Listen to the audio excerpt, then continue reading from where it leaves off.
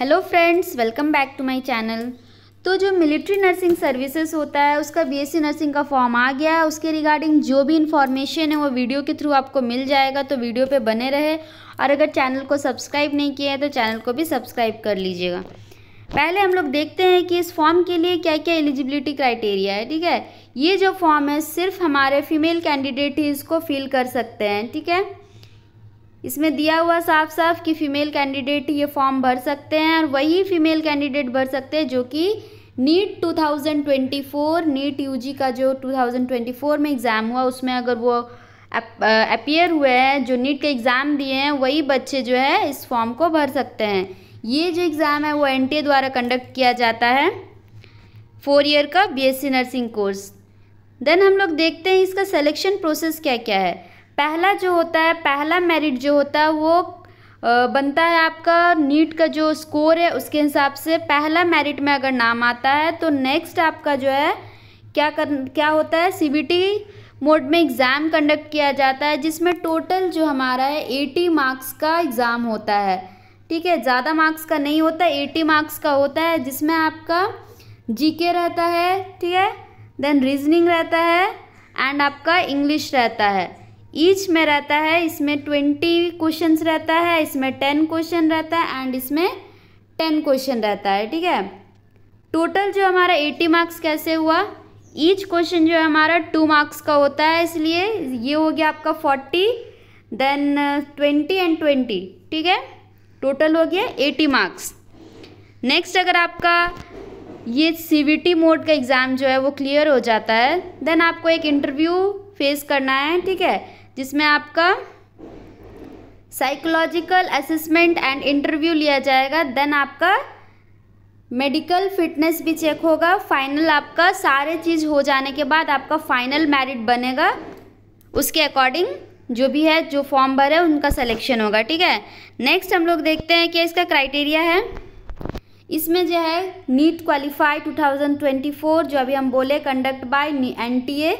अगर कोई भी आपको रजिस्टर या एप्लीकेशन फॉर्म फिलअप करना है तो ये जो ऑफिशियल वेबसाइट दिया हुआ है इस वेबसाइट पे जाना है www.joinindianarmy.nic.in पे।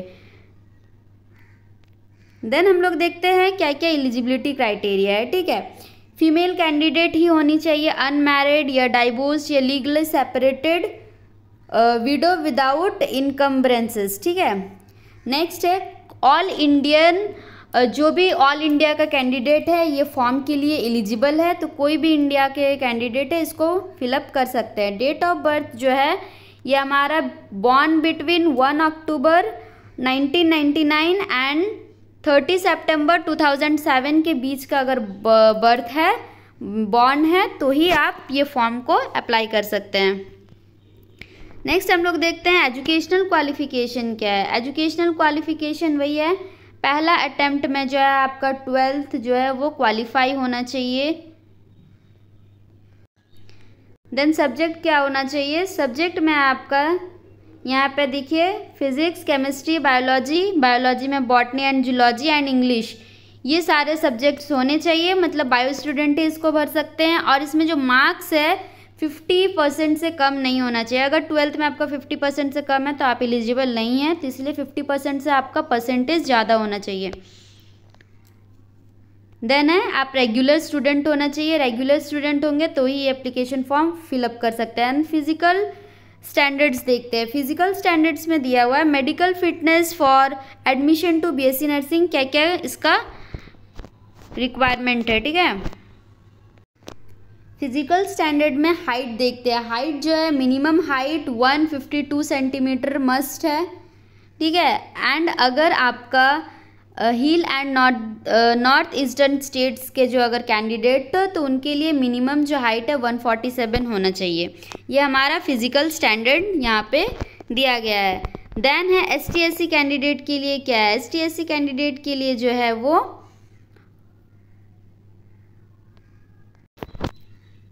आगे देखते हैं। जो ST/SC कैंडिडेट है उनके लिए जो है ये मैंडेटरी है कि ST/SC का सर्टिफिकेट होना चाहिए। देन है NCCC कैंडिडेट के लिए अगर क्वालिफाई किए हैं तो उनका सर्टिफिकेट भी उनको अपलोड करना है। नेक्स्ट है स्क्रीनिंग प्रोसेस।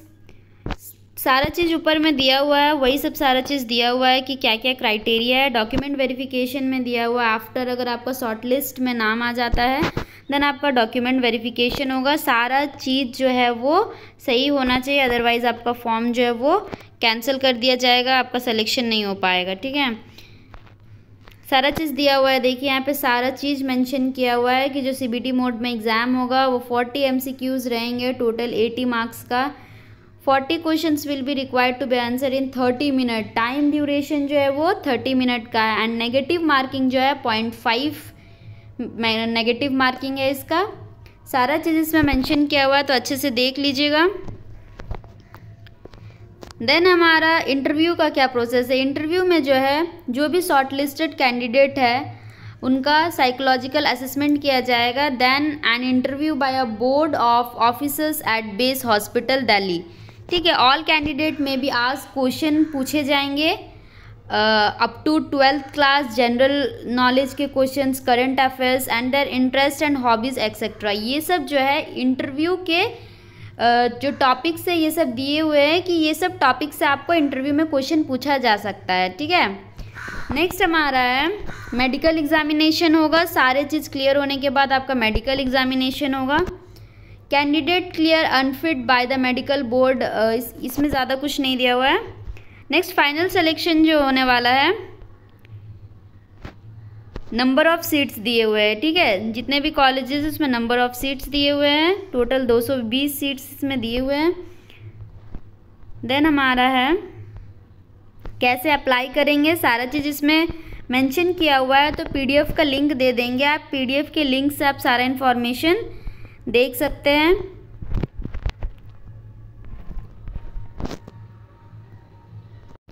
इसमें एक और इम्पॉर्टेंट जानकारी दिया हुआ है। ठीक है, विड्रॉल फ्रॉम द कोर्स, ये नहीं बताया। विड्रॉल फ्रॉम द कोर्स जो है वो है आपका अगर सिलेक्शन हो जाता है और आफ्टर सिलेक्शन अगर आपको 7 डेज़ के बाद अगर उससे आपको कोर्स से विड्रॉ करना है तो उसका जो बॉन्ड मनी है वो आपको पे करना पड़ेगा, तभी आप ये जो कोर्स है उससे आप विड्रॉ कर सकते हैं। तो ऐसे ही आप अगर एडमिशन हो जाता है तो डायरेक्टली आप उससे विड्रॉ नहीं हो सकते, आपको बॉन्ड मनी जो है वो आपको पे करना होगा। जो भी बॉन्ड मनी वहाँ पे होगा उसका वो बॉन्ड मनी आपको पे करना होगा। ठीक है, अगर इन्फॉर्मेशन अच्छा लगे तो वीडियो को लाइक कर दीजिएगा और चैनल को सब्सक्राइब कर दीजिएगा।